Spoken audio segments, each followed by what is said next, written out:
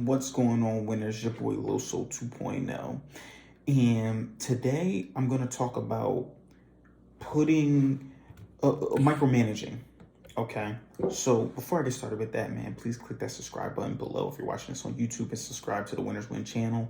And if you're listening to this on any type of podcast platform, click that 5-star review below and leave a review for me. Okay. Now, micromanagement. See, I kind of have a mixed emotions about micromanagement. Okay. I see plenty of things that talk about if you're a good leader, you trust your team, you don't gotta micromanage them, yada yada yada. And then I've seen also something as well that says something like if you're micromanaging as well, but you also gotta micromanage things as well if people aren't getting their stuff together, getting their act together. This is how I kind of look at micromanagement, right? Especially in my position. Micromanagement is not getting micromanaged is kind of like a privilege, right? I'm not going to put the pressure on. I'm not going to try to micromanage you into doing something if I see that you're doing what you're supposed to do. If you're selling, doing your job, listen, I don't got nothing. I don't have no questions, right? There's nothing, no concerns, nothing like that. You don't have to worry about me. I'm good. But if you're not even doing your job, you're not getting no sales, you're also not doing anything, I'm going to be applying some type of healthy pressure to the micromanagement. Now, if I have to constantly apply micromanagement to you, then that means that you're just not doing your job, right? And then I have to move on from you. And I know it sucks. That's just the reality of it, though. But it does suck, though. But it's true. Like, and the thing I say, and the reason I say this right too, as well, is right. Like, micromanagement, and it's kind of how it was when I was a manager, right? So when I was a manager, clean my glasses, my apologies. When I was a manager, I had a system created. The system was, the customer comes in, you greet them, you work with them. You are not allowed to go into the safe and pull out inventory until I know that you asked them the proper questions and you pitched these proper things. Once you did that and you came to me with that solution, there was nothing else to talk about. But we did good, right? We did good. I was building MST, telling you to pitch this, telling you to pitch that, helping him out with everything. And it still was not getting anything done. Now, that is the micromanagement that's like, what are you doing, right? Like if I'm building it for you and I'm giving to you, you're pitching it, we're good, right? There's nothing else to talk about. Now, if I'm micromanaging you, you're doing it, you're not even pitching anything to the person after I told you exactly what to say. At this point, it's not a skill issue, it's a will issue. Those what it comes down to, will or skill. And that's what's coming down to whether you get micromanaged or not. You're getting micromanaged if it's a will issue. If it's a will issue, if you're not even doing it, or if it's a skill. If it's a skill issue at first, I'll micromanage because I'm trying to teach you, trying to keep everything good. Once I get you good and I know that you understand that you're getting it, and everybody needs like a refresher, right? Everybody needs a push. But once I know that you're kind of getting everything that you need to get done, there's nothing else to talk about. Micromanagement done. But if I feel like I'm still, regardless of everything that I'm teaching you, you're still not going out and doing what I'm telling you to do, then it's a will issue at this point. And if it's a will issue, you may not be the person for this job or this position. And that's just me being honest, right? I feel as though you're not going to make the money or that I need you to do. You're not going to do what I need you to get done, to be honest. Like you're really not going to do what I need you to get done. And I need you to do that, right? And I need you to get these things done. So that's what I mean by micromanagement and my idea of micromanagement. That's kind of like my mixed emotions about it. And what reminded me of it was one of my leaders on my team. He sent me this TikTok and he said it. He was like, yo, I'm micromanaging you from one of two things, right? I forgot the guy's name. He said, I'm either micromanaging you because you're not doing well. If you micromanage people, it's because they're not performing, or it's because you're absolutely insane. If they're doing good, there's nothing else to talk about. But if they're not doing good, then there is something to talk about. And you're absolutely right. You know what I mean? Like micromanaging for one of those two reasons are the only two reasons why you should be micromanaging anybody.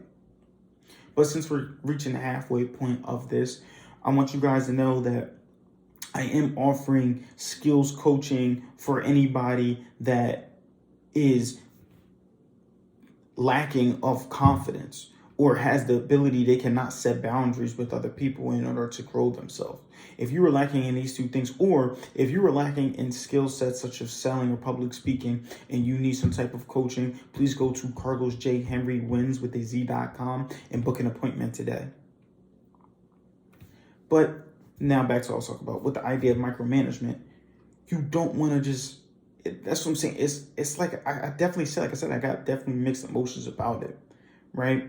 And when I talk to a lot of my leaders about it, I have another leader. The idea of this is you have to earn the right to be my friend.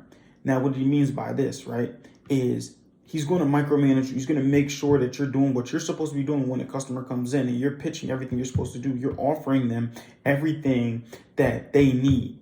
You're offering them all that stuff. And then when they come in, you now, after you then did everything you're supposed to do, you're offering them. So now we could be cool. Now we could talk about what's the plans this weekend. We can have fun and do all the good things that we want to do. But at first, it starts off with me just at first micromanaging, making sure that you understand what you're doing. And you're either going to get with the program or you're not. You're going to get with the program or you're going to get out.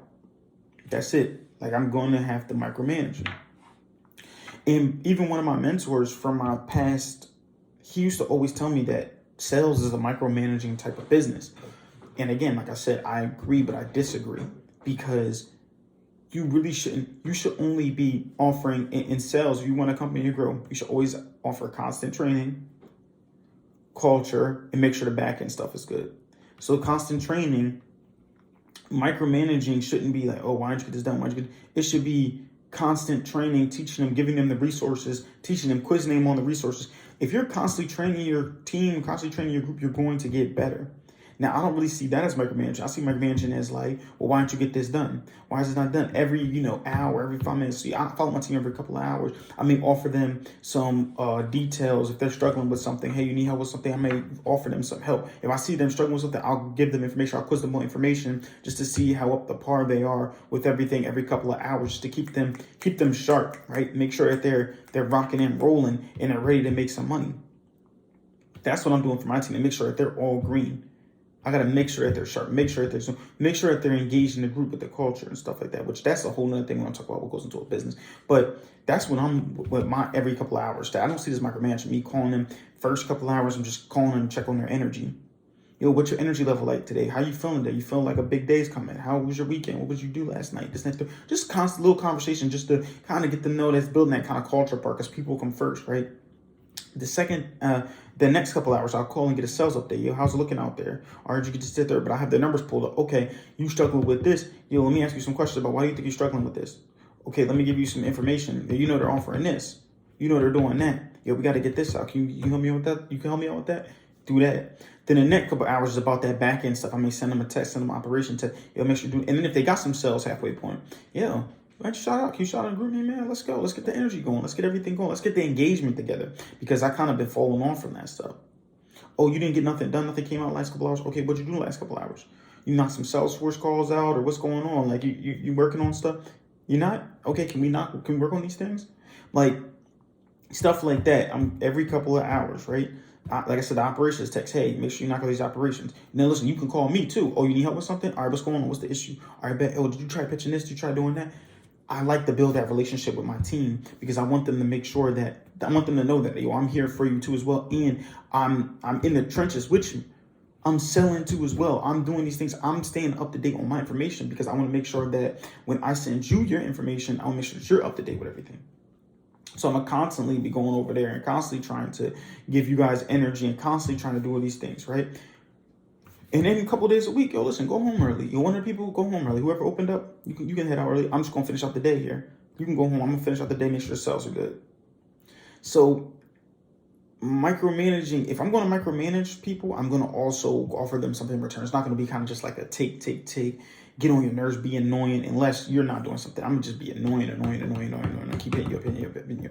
You still didn't get that done.